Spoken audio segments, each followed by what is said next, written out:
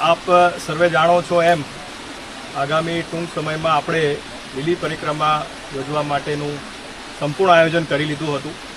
ગઈ 25મી તારીખે અમારી ટીમ દ્વારા પણ નિરીક્ષણ કરવામાં આવ્યું હતું, પરંતુ ત્યારબાદ જે વરસાદની પરિસ્થિતિ નિર્માણ થઈ છે અને એના લીધે પરિક્રમાના જે પણ રૂટ છે એ ધોવાઈ ગયા છે. કાદવ કીચડ ખૂબ મોટા પ્રમાણમાં થઈ ગયું છે. જ્યાં સીસી રસ્તા કે સીડી છે ત્યાં પણ લીલ જામી છે. સાઈડના જે રસ્તા જ્યાં પથ્થર વગેરે હોય એની પર પણ લીલ જામી છે.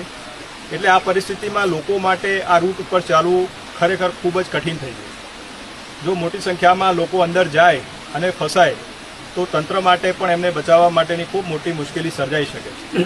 એટલે જે છેલ્લી પ્રેસ કોન્ફરન્સ કરી હતી ત્યારે મેં આપ સર્વેને જણાવ્યું હતું કે આપણે 31 તારીખ સુધી આમાં રાહ જોઈએ, ત્યારબાદ જે પરિસ્થિતિ હોય એ જોઈ અને નિર્ણય કરશું.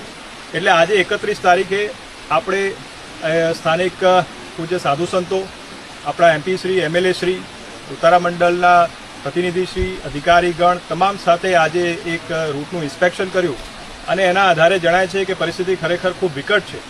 અને એટલા માટે નિર્ણય કર્યો છે કે આ વખતે આ પરિક્રમા જે છે એ આપણી પરંપરા છે અને વર્ષોની આ પરંપરા જે છે આપણે જાળવી રાખીએ એના માટે પ્રતિકાત્મક રૂપે કરવાનો એક તમામને સાથે લઈ અને સાધુ સંતોની સહમતિથી આપણે આ નિર્ણય કર્યો છે. એટલે મારી ખાસ વિનંતી છે કે આ વખતે આપણે આ પરિક્રમાને માત્ર પ્રતિકાત્મક રૂપે જ કરીએ અને જે પણ લોકો આમાં આ પરિક્રમામાં આવવાનું આયોજન કરી રહ્યા હતા એમને મારી બે હાથ જોડીને નમ્ર વિનંતી છે કે આપ આ આયોજન છે એ હાલ પૂરતું જે છે એ આ વર્ષ પૂરતું આપ ટાળશો અને અત્રે જે વહીવટીતંત્ર વ્યવસ્થા કરે છે, જે વ્યવસ્થા ઊભી કરી રહ્યા છે એમાં આપને સહકાર આપશો એવી મારી આપ સર્વેને નમ્ર વિનંતી છે.